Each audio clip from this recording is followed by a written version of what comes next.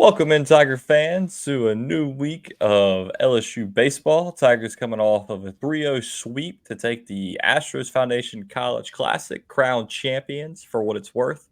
Played some good games against Texas, really close game against ULL.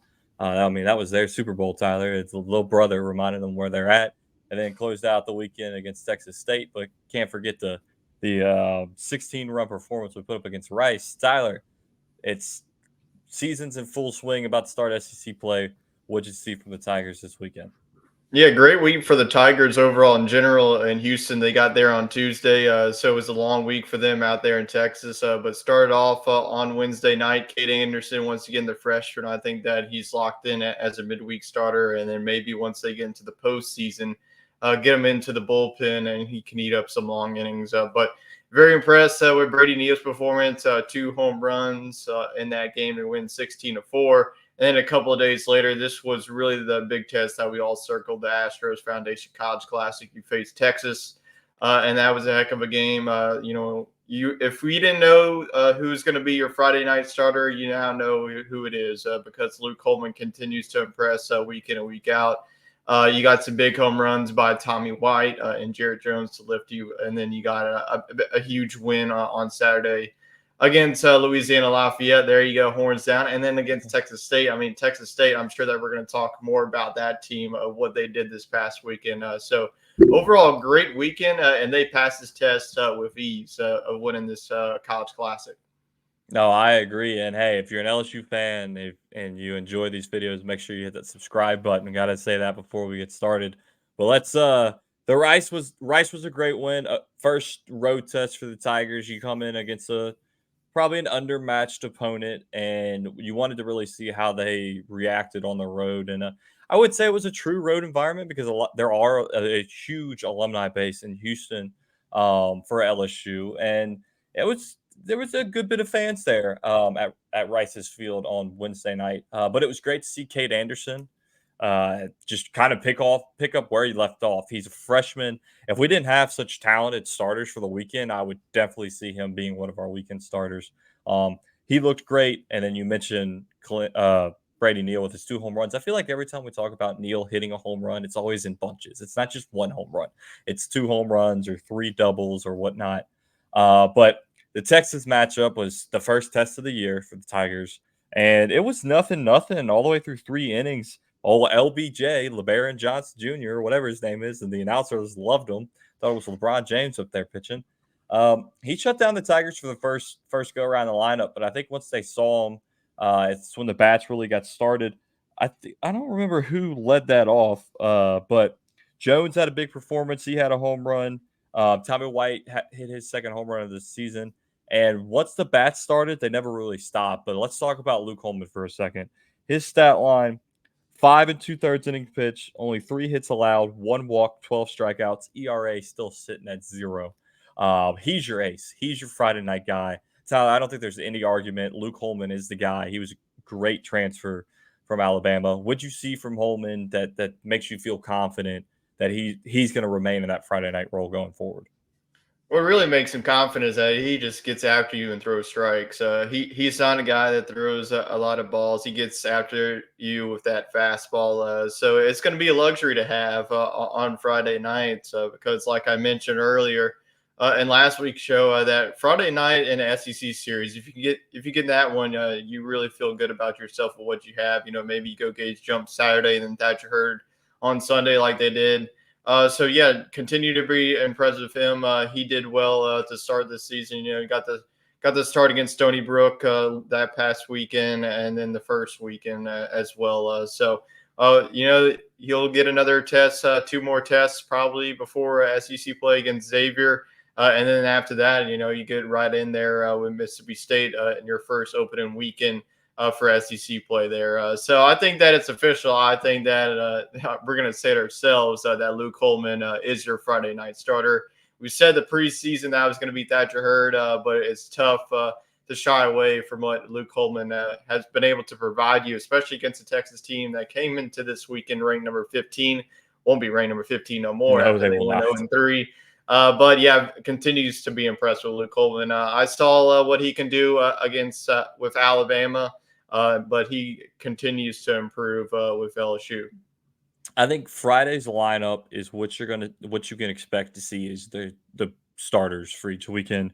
You had Kling in center field, White in third base, Brady Neal behind the dish, Travinsky as your DH, Pearson in right field. Which I mean, Brown in right field also works. I think he can really work at any position in the outfield if somebody needs a day's rest. And then Jones at first base, Milam at second, Bingham in left, and Braswell at shortstop. That felt like the best combination. I liked what Jay did Saturday and Sunday, moving Tommy White to that third spot. I think it's better to have him at three with the chance of having two guys on base with maybe Kling and Milam as your 1-2. I mean, Milam's just so. I mean, his professional at bats he takes. He's so fast. He's hard to pitch to because he's got such that small strike zone. But I think in order to maximize Tommy Tanks' effectiveness, you need to have the most amount of runners on base in front of him. As long as he doesn't hit into that dreaded double play, he seemed to have struggled earlier in the season. But then in the pitching side of things, Luke Holman, Ackenhausen came in and pitched 2 innings, looked good with 6 strikeouts, and then he let up 3 back-to-back hits and a home run to kind of give Texas some momentum. And so they made the change to old Fidel. I think it's going to be Fidel or Gavin Guidry as your closer, depending on what the situation is, who pitched recently and who didn't. I mean, those guys come in and they're stoppers. They don't let up hits. They don't let up home runs. Knock on wood so far. But I think Friday night against Texas, that's what you can expect to see this Friday against Xavier, or probably this whole weekend, and then going to Starkville next week to take on Mississippi State. And Texas looked good in the beginning, and then the LSU's bats lit up, and you couldn't keep them down. And then, of course, you mentioned they blew that lead to Texas State, and they blew a huge lead to Vanderbilt. So Texas, I got bad news for you when you join the SEC. It's not going to get any easier. But let's get on to the closest game the Tigers played all weekend was against UL Lafayette, ULL, USL, Louisiana, whatever you want to call them. L. They add another L to that name. Tigers eked out a win 5-4 with Gage Jump to start it off. I don't have his stat line in front of me, but he looked very impressive. No earned runs. 76 pitches, 59 of them for strikes. Tyler, I'll take that any day of the week. He was locating it left and right. Off the Tommy John surgery, you didn't know how many pitches they were going to let him, but looked like they turned him loose. What you see from Jump on Saturday? Yeah, I think that he's going to be your Saturday starter. I've seen enough already. I think that he continues to be better and better. Like you mentioned, Jay Johnson continues to elevate that pitching count. You know, last week he had 50 pitches, 76 pitches. I actually have the stat line right in front of me. 5 innings pitched, only 1 hit given up. It was a fluke hit too. That was a fluke. That one. Yeah, that was not a hit. Was that the one to Braswell? The short, I think so. Yeah, that honestly, you could kind of rule that an error. It was a weird pop fly. The pitcher and shortstop kind of run into each other, but okay, we'll give him the hit. Yeah, and then he also had 5 strikeouts. And then after that, you saw Griffin Herron. He only faced a couple of batters. He gave up that 3-run bomb as Louisiana Lafayette, got the score close. And then Gavin Guidry. I think that you're probably not going to have a sure-on closer. I think it's probably going to be your 3 guys. You're starting to see that Jay Johnson is really trusting these 3 guys. He's trusting Guidry, Ulloa, and then also Justin Lohr. And Lohr, he had, I think that he got the magic moment on Saturday, and he definitely deserved it. 2 innings pitched of really good baseball, only 1 run given up. It was that home run that went off the Chick-fil-A foul pole, as it always does. But he really closed the door there with workouts there. So a good bounce back from him last week. He didn't have his best stuff, but he was able to get the save, and I definitely liked his enthusiasm after the game. So definitely impressed with the pitching staff. I think that going into this season, we knew that it was going to be deep, but man, this pitching staff has a lot of talent. And I know that, it was like last year we were talking about Skeens and Floyd, but I think overall you have more depth on the pitching staff than you did last season. I will say, of course, anytime you put Paul Skeens on the mound last year, you were kind of guaranteed a win, except for that one game against South Carolina. I feel more confident in our pitching staff this year. Yeah, you don't have the 102 fire fastball coming from the right side from Skeens, but you got a guy like Holman who dots up the strike zone, and he's got that more of like a silent intimidation factor. He doesn't talk a lot. You see a little bit when he gets a strikeout, he throws his hand up like Skeens used to do. Hurd does it also, and then Gates' jump coming out of, you didn't know what to expect from Tommy John. You never really know but the breaking ball from jump is so nasty that they And the can't even touch fastball it. moves too. Yeah, I think it's that kind of. I was texting you during the game. He's got that shorter release from the left side where he kind of hides it behind his head and then lets it go, and it adds to that movement on it. But Saturday, you saw all the lefties. You saw Jump, Herring, who struggled a little bit, but at the beginning of the season, I'm sure he'll be fine. And then Lower, however you want to say it, he was shutting him down until 2-2, 2 outs, bottom of the ninth, or top of the ninth, whatever inning it was.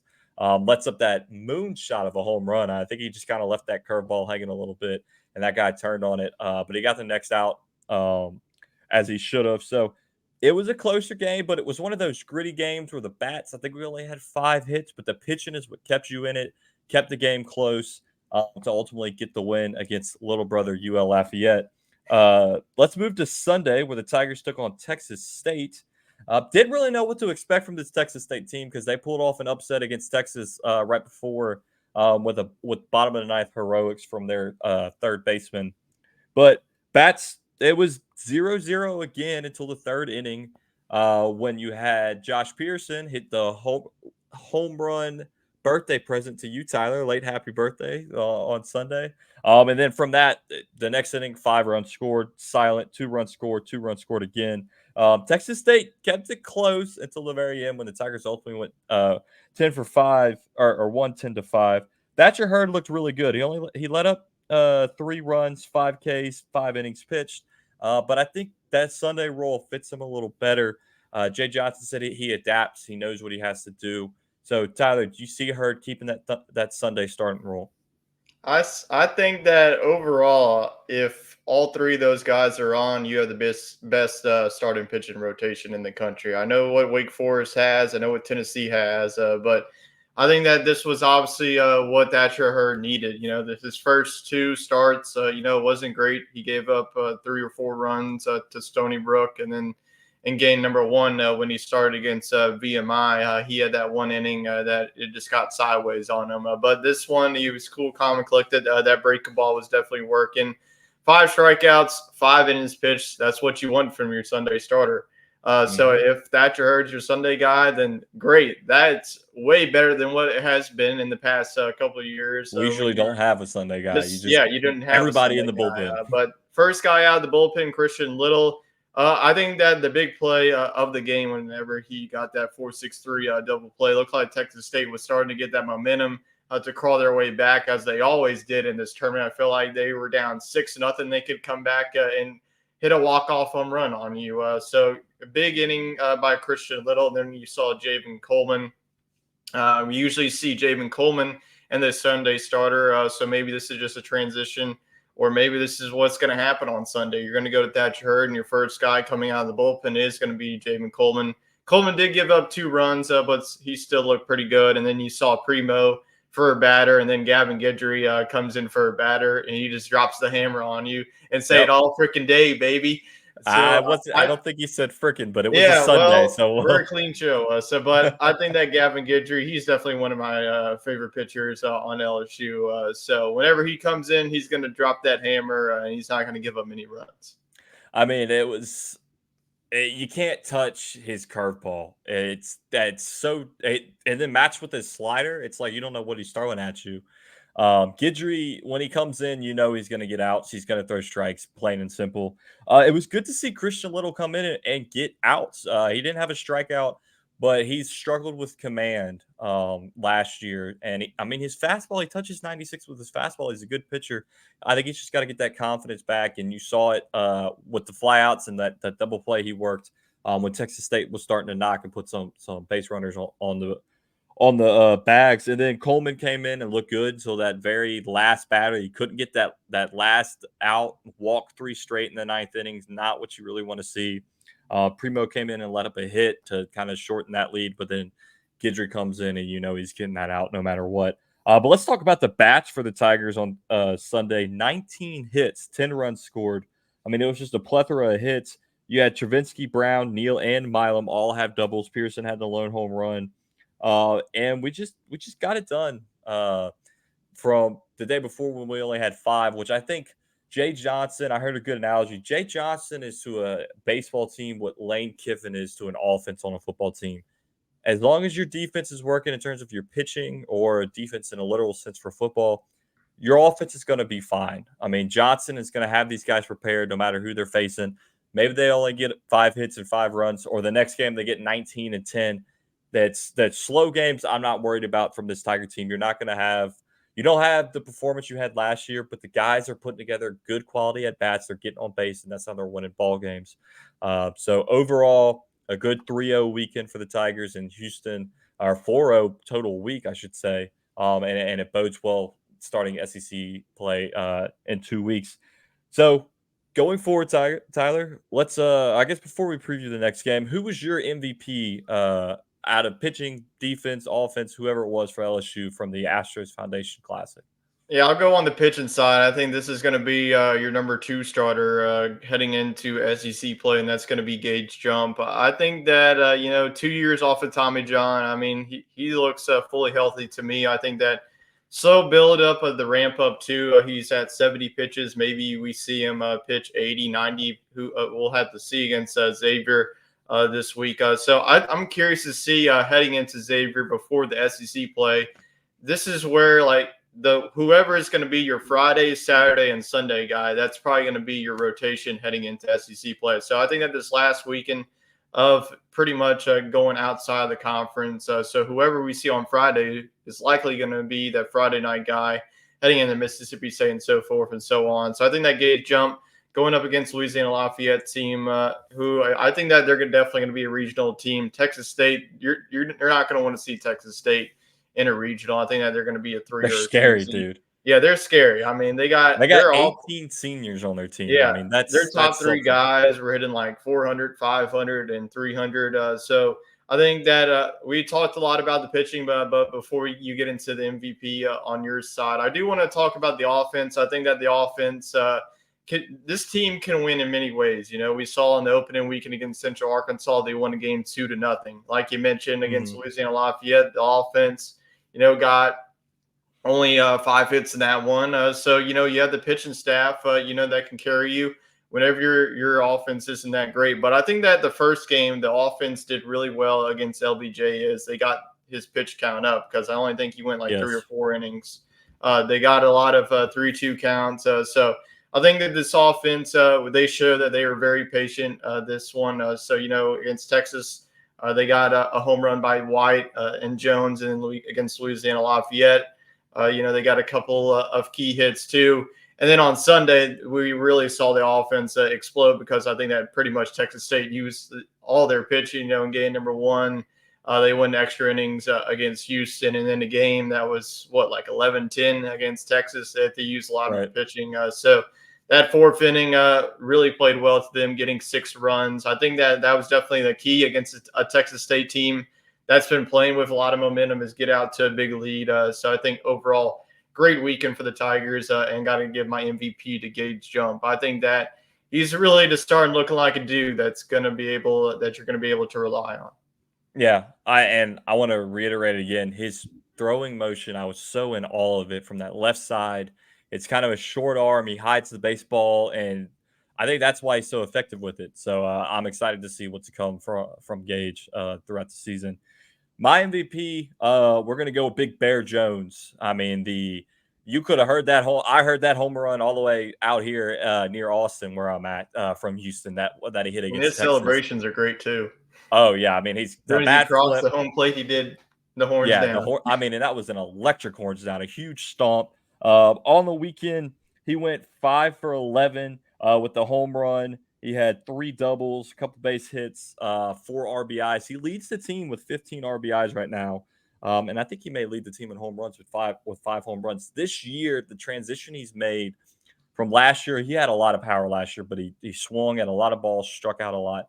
The transition he's made, just his discipline at the plate, you can already tell from last year to this year. And then He's picked up right where Trey Morgan left off at first base. Now he's not as athletic and limber as Trey Morgan. He's a bigger guy, but you're seeing the stretches from him. He's saved a couple of double plays this weekend. So I think he's fitting in just fine at first base. And his bat, I mean, he batted like 7 in the lineup on Sunday. I mean, when you got a guy like that, just shows how good of a lineup we have, where he would be a bona fide 4-hole hitter in any lineup across the country. He's batting 7th, and he's still making the most of his opportunities, leading the team in RBIs. That's my MVP for this weekend's game. So looking forward to next week. The Tigers take on Hammond or Southeastern in Hammond on Wednesday, which you never know what you're going to get when you play those in-state teams. I mean, that's a big moment for Southeastern or a big moment for ULL or La Tech to be playing a team like LSU of that caliber. So expect to see their ace, expect to see good pitching in a hostile environment. I mean, Hammond America, I mean, they sell out, Tyler, when LSU comes to town. Whether it's for women's basketball, for baseball, not much football going on there. But I'm expecting a rowdy crowd, and we'll see how the guys react Wednesday. And then this weekend series, Xavier comes to town. Justin Lower, however you say his last name, we'll have to figure that out for next show. Transferred from Xavier, so there may be some bad blood there that he's ready to get on the mound and shut him down. But Tyler, predictions for the weekend for this weekend, Hammond. What do you got? Well, yeah, Southeastern coming off of a great weekend too. They just beat number 11 East Carolina, a team that I've been raving on at the start of the season. So I think that Southeastern. I mean, they're going to be a team that's not going to be scared to face off against LSU. Like I mentioned, it's probably already sold out. I feel like every time that LSU goes down there in Definitely. Hammond, whether any sport, they sell it out.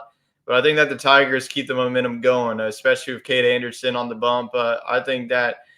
I mean, if it wasn't for the injury that he suffered in high school at his senior year, that he could probably be playing in the minor leagues right now. LSU is definitely really looking at a great starter on the midweek, and you're looking at 3 quality guys on your Friday through Sunday rules there. So I think that'll be close. I'll say 4-3. I feel like it's always close when we play Southeastern Louisiana. So I think that you have a lot of momentum building from the Astros Foundation College Classic. Now you don't want it a hangover going on the road once again. It's been like 5 straight road games, pretty much. Even though it felt like true home games in Minute Maid Park, it was an LSU takeover there. So definitely great to see from that fan base. So I think that it's going to be a close game on Wednesday, but I am going to go with LSU. Why wouldn't you? No, I agree with you there. It's easy to say win then, sweep this weekend. Let's hope for the best. I'm interested to see if Cam Johnson gets some pitching time, depending on how the game shapes out. He struggled his first 2 appearances, did better in his second than he did the first, but he's a young freshman. Um, he, I think he goes a little too fast, gets kind of just fast in his mechanics, and he needs to calm down and let the moment come to him, not be bigger than the moment. So I'm interested to see if we see the young lefty, whether it be Wednesday or this weekend. But I'm excited, Tyler. Let's hope there's not a hangover from Houston, and then we'll take care of business like we're supposed to, and then on to SEC play. So we'll preview that a little more once we get closer. Tyler, that's all I got. We'll leave the fans with the Go Tigers, and we'll see you next week.